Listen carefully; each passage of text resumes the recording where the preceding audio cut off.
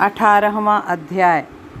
देवर्षि नारद से बोले, अब रौद्र रूप महाप्रभु शंकर अपने वीर गणों के साथ नंदी पर सवार होकर हंसते हुए युद्ध भूमि में आए तथा उनको आया देखकर उनके पराजित गण फिर लौट आए और सिंहनाद करते हुए आयुधों से दैत्यों पर प्रहार करने लगे।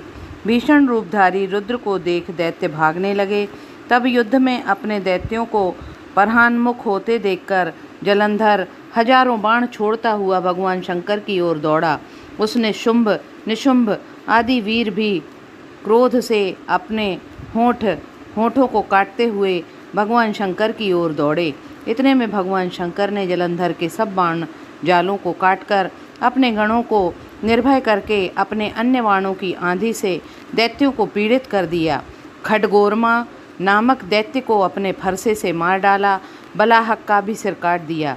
भस्मर भी मारा गया और शिवगण चिशिखा ने प्रचंड नामक दैत्य का सिर काट डाला।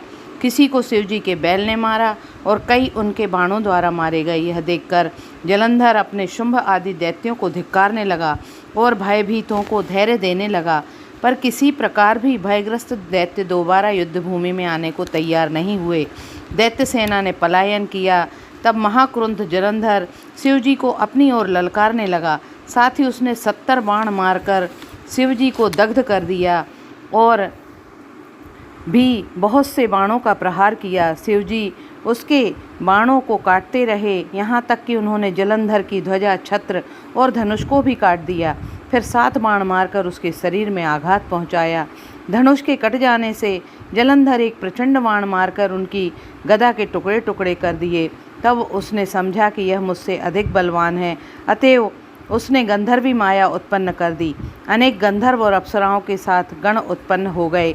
वीणा और मृदंग आदि बाजों के साथ नृत्य और गान होने लगा। इससे अपने गणों सहित रुद्र भी मोहित हो गए। उन्होंने युद्ध बंद कर दिया।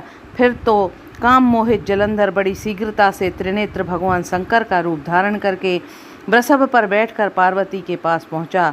उधर जब पार्वती ने अपने पति को आते देखा तो उसने सखियों का त्याग कर दिया और आगे आई। पार्वती को देखकर कामातुर जलंधर का वीर्य पतन हो गया और उसके पतन से वह जड़ हो गया। गौरी ने उसे दानव समझा। वह अंतर्ध्यान होकर उत्तर की ओर मानस पर चली गई। तब वहाँ पार्वती को न देखकर जलंधर फिर शिव की ओर लौटा। उधर पार्वती जी ने विष्णु को बुलाकर दैत्य का यह कृत्य कहा और यह प्रश्न किया कि आप इससे अवगत हैं। भगवान विष्णु ने हाथ जोड़कर और सिर नवाकर उत्तर दिया, आपकी कृपा से मुझे सब कुछ ज्ञात है। हे माता, जो आज्ञा हो पालन करूं। जगत माता ने विष्णु से कहा, उस दैत्य ने जो मार्ग खोला है उसका अनुसरण उचित है। मैं तुम्हें आज्ञा देती हूँ कि तुम जाकर उसकी स्त्री का पतिव्रत भ्रष्ट करो, वह दैत्य तभी मरेगा। पार्वती जी की यह आज्ञा पाते ही भगवान विष्णु उसको सिरोधार्य कर छल करने के लिए जलंधर के नगर की ओर गए। बोलिए वृंदावन बिहारी लाल की जय।